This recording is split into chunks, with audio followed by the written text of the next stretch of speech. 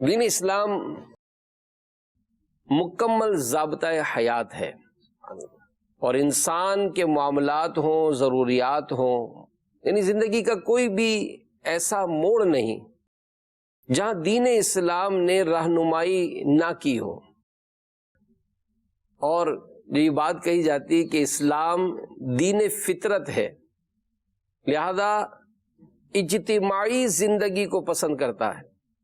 جیسے دن میں 5 بار مسلمانوں کو نماز میں جمع ہونے کا حکم ارشاد فرمایا گیا، ہفتے میں نماز جمعہ میں جمع ہونے کا حکم دیا گیا، یوں ہی اگر عیدین میں دیکھا جائے تو کثیر تعداد میں لوگ جمع ہوتے ہیں۔ تو اس اجتماعی زندگی کا فائدہ کیا ہوتا ہے؟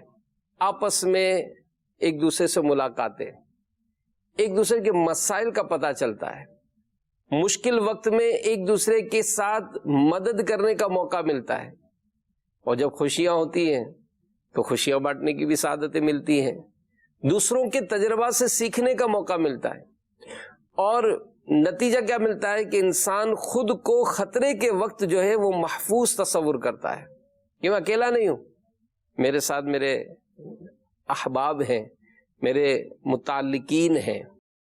تو یہ جب ماحول ملتا ہے تو دیکھا جاتا ہے کہ وہ بڑا ایک پرسکون ماحول ہوتا ہے، ایک بڑی اپنائیت ہوتی ہے، بڑا اچھا ایک اہتمام ہوتا ہے۔